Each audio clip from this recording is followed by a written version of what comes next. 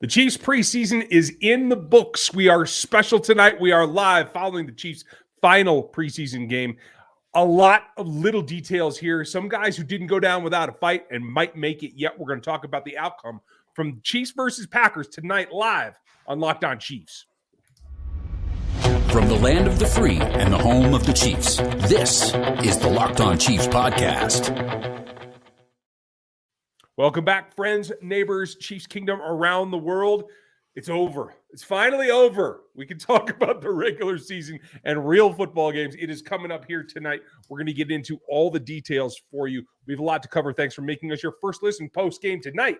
Check out another Locked On show for another one because we are free every day on every platform, everywhere that we can find it. As being part of the Locked On Podcast Network, your team every single day. I'm Ryan Tracy, the founder of Rogue Analytics and Performance Consulting, as well as RGR Football and NFL33.com. And I'm Chris Clark, founder of Chiefs Corner. You can find me over there. And we do have a lot to talk about. There was a lot of players that stood out in the first half and a couple that stood out in the second half as well. Absolutely. There are times that it was ragged, much like my barber or my shave here. We'll get that trimmed up eventually, just like they'll get the roster trimmed up here pretty quick. I think it was really great to see. Are you trying to say something here? Yeah, that I'm ragged and lazy, and it's been a long week. Yeah. It's been about a month and a half for me, right? So there you go. Yeah, well, hey, you grow a better beard than I do, and that's okay. I can live with it. But this game, I think, really highlighted a couple of guys. One that I think the overall takeaway from both halves, from both offensive performances, is that the Chiefs have tight ends that are viable. It doesn't matter how far down the depth chart you go. I think at least Franks has been functional in practice.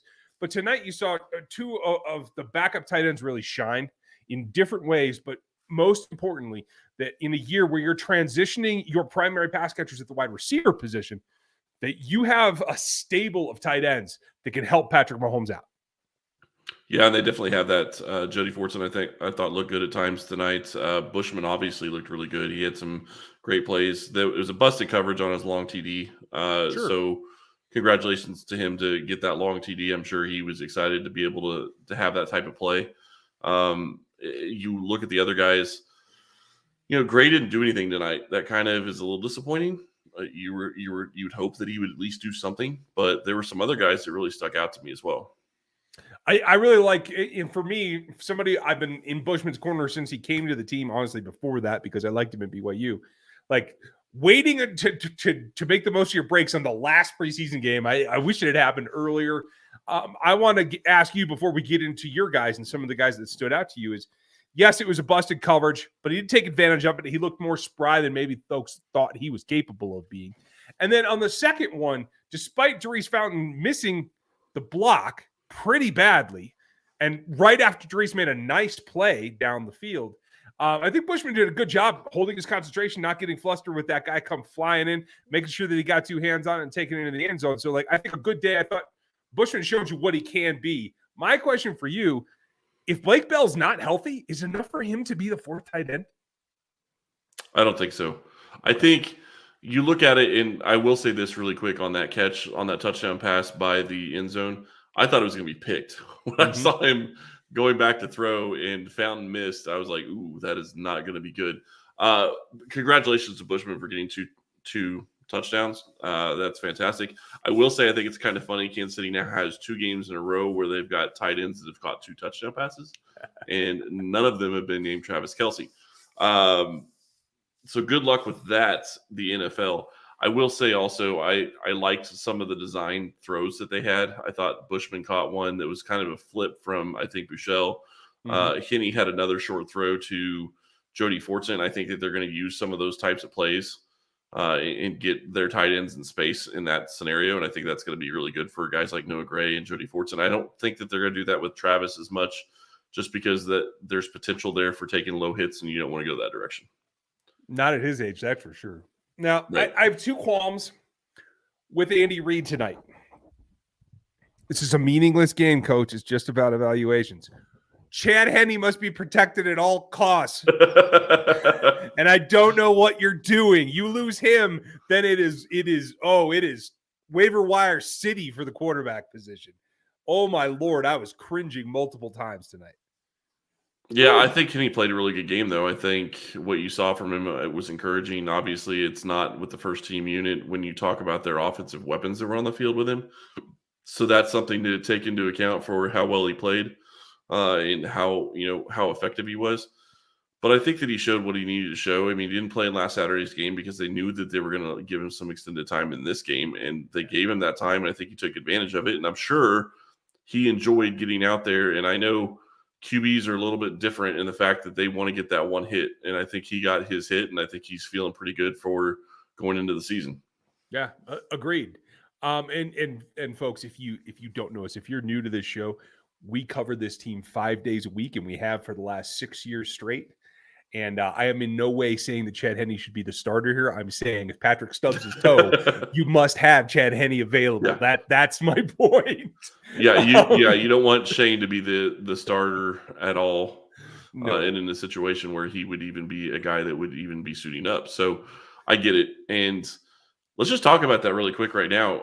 I still don't think Buechele made a case for himself to make the roster tonight. Nope. I just don't think that there's enough there, and I'm sure they want him on the practice squad, and maybe they'll lose him, but I don't think he's going to be on this roster. And I know there's a lot of people in the comments that are saying he should be on the roster. I don't see it. I got nothing. You can't afford it, to tell you the truth. And That's true if too. you did, it would be only because he's been in camp with you. I hope Bailey Zappi gets cut from the Patriots because I hate to see him in a Patriots uniform. So let's bring him in as the practice squad guy. And just in case, then you have a Henne backup that's got some zip to his zap. You know what I'm saying? So there's a lot in there. But no, I agree with you. I think Buechele's a break glass in case of emergency kind of guy. If you put him on the practice squad and Henne does have to start a game, then he's got to be your emergency guy. And I can get along with that. That'll be okay. But Before situation we go to is break, not the only one. Mm-hmm. Yeah, before we go to break, I know we got a lot more to talk about, but I want to say this because it was really awesome to me to see what Kansas City did for Len Dawson in this game. They had his number on the helmets. They're going to wear that all season long. I'm loving that. And Patrick was on TV. He had a Lenny Dawson bandana on. I thought that was awesome. But really, it was the huddle. Well, yeah. They call it the choir huddle, I believe. Yep, that's fantastic. I know we're talking about Chiefs football and who's going to make the team and who isn't, but Kansas City obviously loved Lenny Dawson, and Lenny Dawson loved Kansas City. So congrats. Well done, Chiefs. I think that's a very awesome thing. And the NFL let them do the choir huddle as well. I think that was the other awesome part of it. Yeah. I hope they can recreate that for real in some ball game with the actual starting lineup and get that image that I'd like to have going forward. But a lot of other guys to step up and to talk about. The last few positions on this roster are going to be up for grabs starting today. We might see some movement here quickly.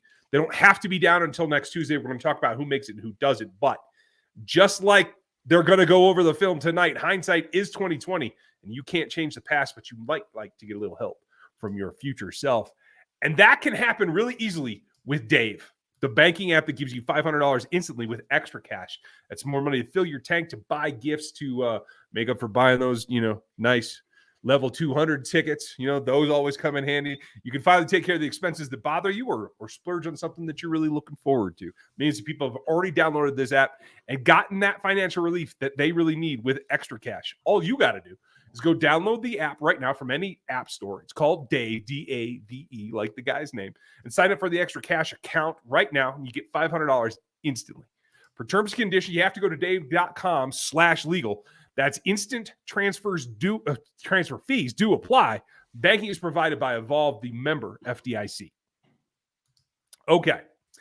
So we'll try to get to the chat, you guys, as we kind of guide our podcast. We're not usually a live question thing, but I know a bunch of you RGRs are in here, so don't worry.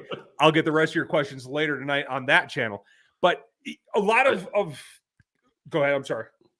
I just want to throw this out because I've seen the question, and there's no way that Corey Coleman's still on this team. Just going to throw that out there right now. I think Sky Moore assured himself that he's going to have a share of the kick duties, and that's how Corey would have made it.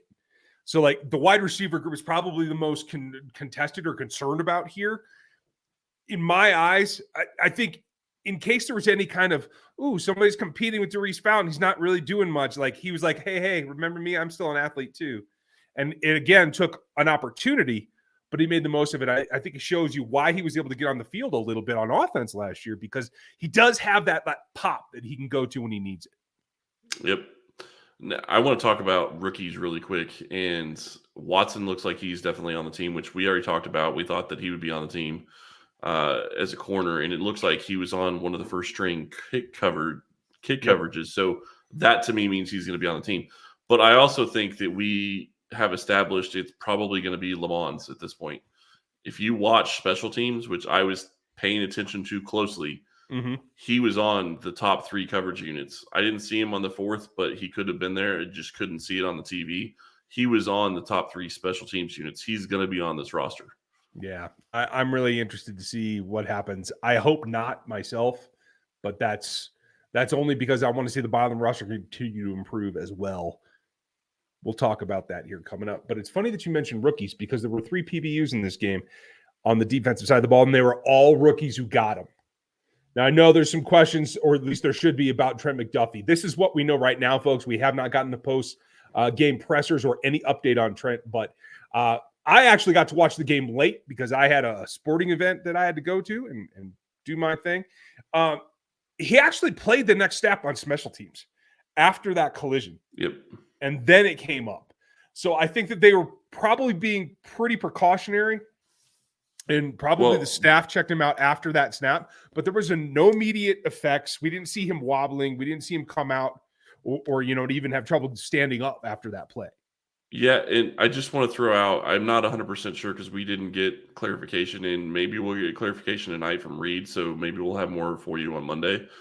But generally speaking, when it comes to concussions, that's called from up above. That's not even necessarily the team doing it. So It could have been that somebody was trying to call down and he went out for special teams anyway. And they, right after that snap, they said, hey, you're gone because of concussion protocol. And honestly, at that point, once you put him in that protocol, there's no reason to bring him back.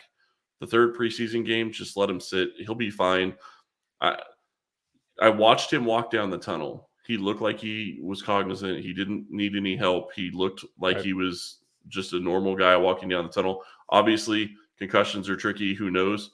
But I think he'll be fine. They've got almost 2 weeks, a little over 2 weeks before they play. So I think he'll be in good shape.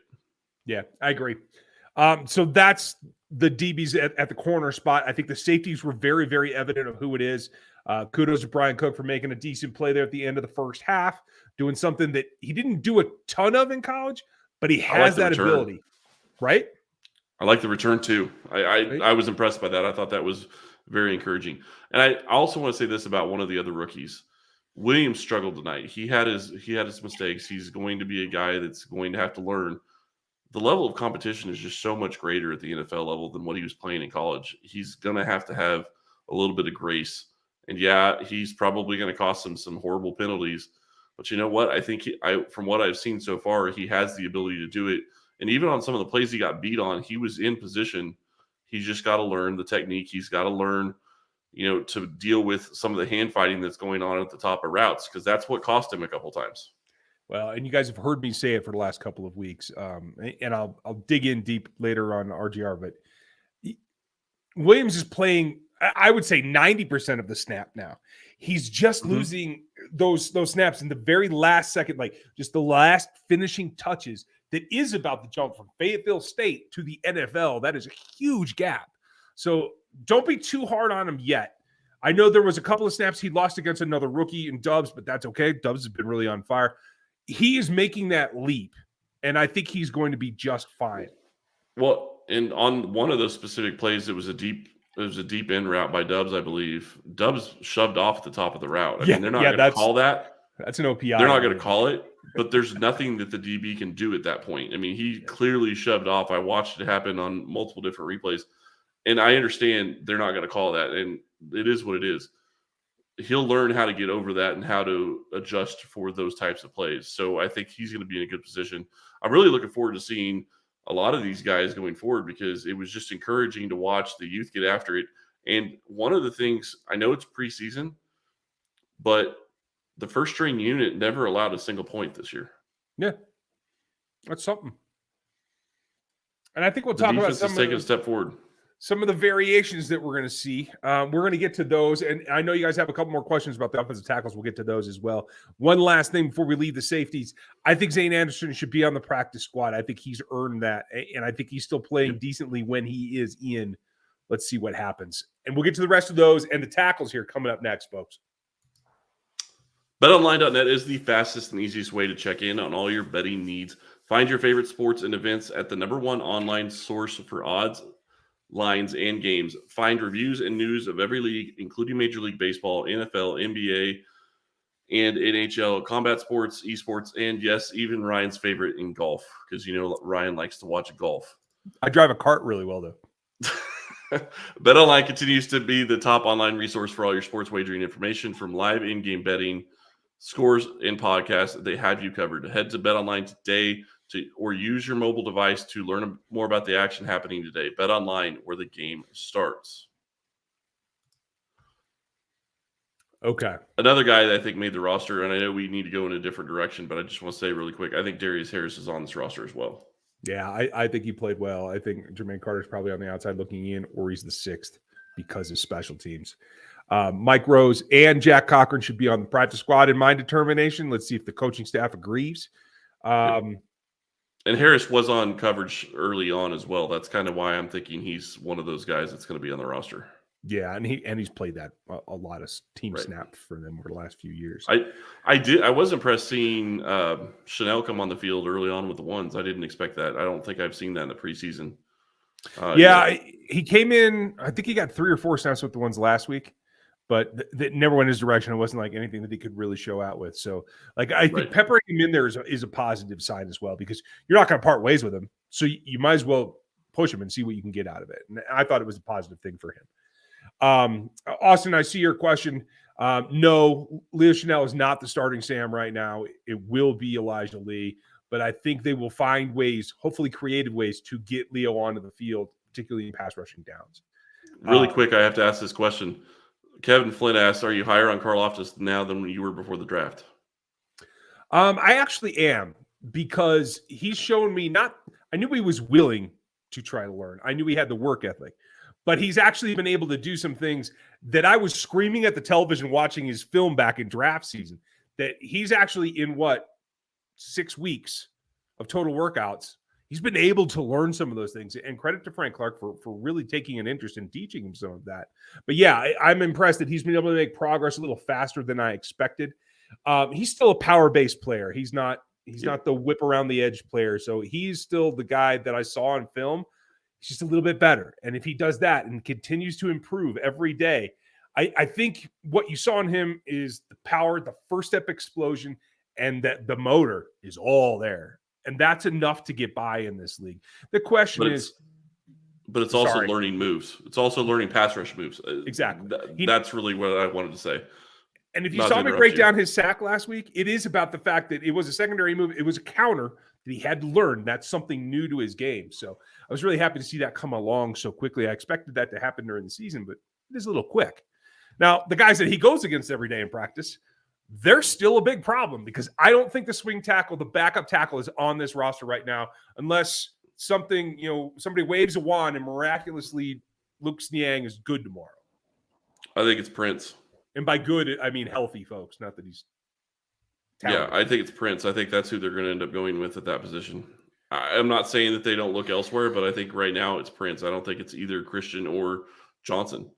Yeah. I thought Prince, I'm not going to say he looked great, but I think he looked good enough for at least what they're wanting. It's not going to be the best thing ever, but at the same time, I mean, he's a guy that's been here for quite a while. They trust him, obviously. He got the second team reps. He stepped in and was playing okay. The question I have is, are they going to keep Christian? Are they going to keep Johnson? Or are they going to keep Kennard? I'm not so sure that Kennard makes the roster at this point. He just hasn't seemed to develop.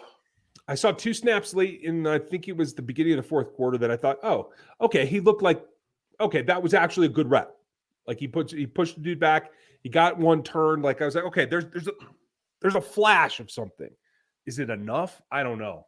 I have to disagree with you, though. I don't think any of these guys are more than a third tier of a practice squad player in any of the backup tackles, including Prince.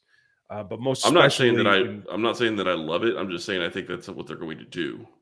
right. Well, yeah, and yeah. So in this case, we can both be right because I think you're right. I don't think they'll abandon that. Although Tom Rice, I love your idea. If you could sweet talk Fish into coming back from that lake in the mountains that he's at right now, I just don't know how they I'd do that in a heartbeat. Yeah, I would too. The running back situation, I think, is very clear. And the tight end situation about Bushman, I think, are two guys that were on the outside looking in, but showcased tonight for very different reasons. What's your take, Chris? No, I completely agree. I think that Ronald Jones was showcased because I think they're going to be trying to trade him. I don't know that anybody's really going to want to take the contract. Right. But he ran hard. He had a couple of good runs. He was hitting the hole hard. He showed power. He showed a little bit of balance. He actually caught a ball too. That was impressive to me. And I know that people probably going to shake their head at me saying that, but he's had horrible hands in the past. So that's a big deal for him. To show that he can catch the ball coming out of the backfield. I think that's a big deal. I don't know that they're going to be able to move him for anything, but I think that's why they showcased him. I think that's why he started, or basically started, and that's why Pacheco didn't play as much until the second half. They already know what they have in Pacheco. Ronald Jones has done nothing to this point to make me think he's going to be on this roster. I think that they go with 3 running backs because they're going to need depth at other positions. Yeah. Then you start looking at Bushman, and I don't think he can replace what Blake Bell does. And somebody asked that specifically just a second ago. Casey Gamble, can he replace Bell? No. I mean, the receiving part of Bell, yes. The blocking, no. That's the problem, is they need somebody that can be that blocking type. I don't know that they're going to have one on the roster. My guess is Bell makes the original 53 and is cut the next day, or not cut the next day, but put on IR the next day so he can come back later in the season. Yeah, and so then the question becomes, do they then bring Bushman back because they want to have 4? I have trouble seeing that, but it could be a possibility. It just depends on how bad Andy wants 4. If they intend to run 13 personnel, they have to, because you have to have a guy that you can pull in. Then you have to have the backup. I disagree. I don't think they have to. I think at that point you put him on the practice squad. I don't think you have to have him on the roster. Well, I'm counting that. That's what I'm saying. Like, okay. They'll have to cut him initially, but I think they will bring him back to the practice squad at the very least. Well, you said bring him back. That could have been coming back for Bell and being the 4th tight end. That's where I was trying to make clarity. I still don't think they're going to have 4 on the roster. I could be wrong. I mean, they could end up keeping Bushman too. Yeah, I just don't see that he fits what they wanted Bell for. So I don't see a reason to do that. To be quite honest, Mike Burton is a lot closer to what they want Blake Bell for than any of the other tight ends on the roster. So to me, it's kind of a wasted roster space if you're going to use Bushman in the same type of role that you want to use Noah Gray and Jody Fortson in. If they want to run 13, you can bring him up to the practice squad and have that extra guy if you need it, but I don't think you need him on the active roster. And as we talked, this is a deep roster. They're going to have a lot of hard choices to make, especially I think they're going to have hard choices to make at offensive line too. Outside the tackle situation. Yeah. You don't think it's Allegretti and Caliendo and maybe Reader? That's the question. That's the question to me. Is it going to be Reader? Is it going to be Caliendo? I know it's going to be Allegretti. He's their 6th offensive lineman. There's no doubt in my mind on that. Yeah. But the question is it going to be Reader? Is it going to be Caliendo? Is it going to be somebody that they go get off the practice or off the waiver wire? I don't know. None of those guys have really stood out to me. So to me, in my mind, it could be any of them, or it could be none of them. I think that might be one of the things that we see happen last, just to see what they can get done. I think Bushman might be an earlier decision, depending on where Bell's at. I think Rojo's going to be late, and they're going to try to move him and probably take it in through Monday at least to see what they can get. And maybe that falls over to the offensive line as well. I mean, obviously, we've covered all the pass catchers. The only other thing that I would say is that for those worried about Colin Saunders, you can put that away. He's squarely on this team. Turk Wharton had the only sack of the night, at least from the defensive front. Actually, I lied. Kano came in later, didn't he? I was surprised Mike Dana played so late, but I do think that they have something in Herring, and I do think he makes this roster as well.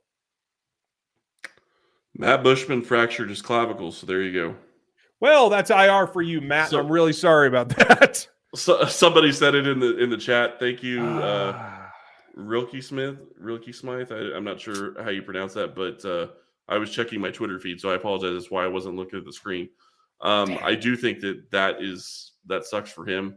I don't know what the time frame is on a return on that. Is that 2 months? I don't know.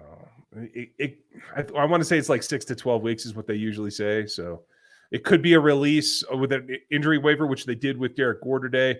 It allows you to bring him back a little bit quicker on the practice squad, see what happens. Man, that sucks. Well, and I'm glad you brought that up with Gore. I was going to bring that up as well. That is a very interesting move that they made by giving him an injured reserve and then already giving him a clearance. So maybe he's back on this roster at some point this season. Yeah. Yeah. Dang it. We're going to have a lot to talk about. We're going to have a lot to talk about. We still have to figure out who we think is going to make this 53-man roster. We talked a lot about a lot of these guys, but as long as the Chiefs give us the opportunity, we will have a 53-man roster prediction for you on Monday. Anybody else really stick out to you that we need to talk about? I don't think Josh Gordon's going to make this roster, guys. Yeah. Somebody asked that. Yeah. But I will say this. I am ecstatic to see the full offense because we haven't seen the full offense yet. I still don't think we've seen the full offense. Yeah, I think you're probably right. MVS, Sky Moore, Hardman, Kelsey, Fortson. I think that's going to be a lot of fun to watch. Cole, thank you for the picture. I saw it. I just want to say that out loud. And then you know what? Then you know what's going to happen. Andy's going to come out against the Cardinals, and he's going to run Burton four times in the first 3 drives. Yep, get me all excited that it's going to be part of the offense, and then just turn it over. Fine, whatever. Somebody did really quick. I just want to say somebody did ask in the questions, can Burton play that Blake Bell role? I think he can. I think he has the ability to do most of what Bell does. I'm not going to say he can do all of it, but I think he can do a lot of it. And they have a tight end that can do the pass part of that. So I think that they're good in that scenario. The only thing that Burton really can't do is the QB sneak. And I'll be quite honest, I'm not so sure how often that was going to work this season anyway after they used it so much last year. Agreed. I will say this too. When you are size deficient with Mike Burton, you can also let him line up at the H where Noah usually lines up and let Noah do some of that. So there are ways around it. I'm with you. Yeah, and to be clear, McKinnon is on this roster, I do think, because that's also been asked in the comments. Yeah, absolutely. Folks, we are going to run down the 53 for you for the Monday show. That'll be out Sunday night, actually. So be tuned for that.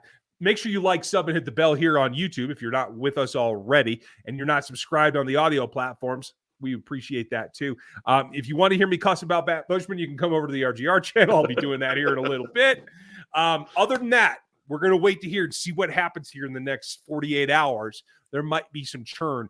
And if something is major, we'll definitely hop in here and let you know what it's all about. Thank you for spending your post game with us. We appreciate it.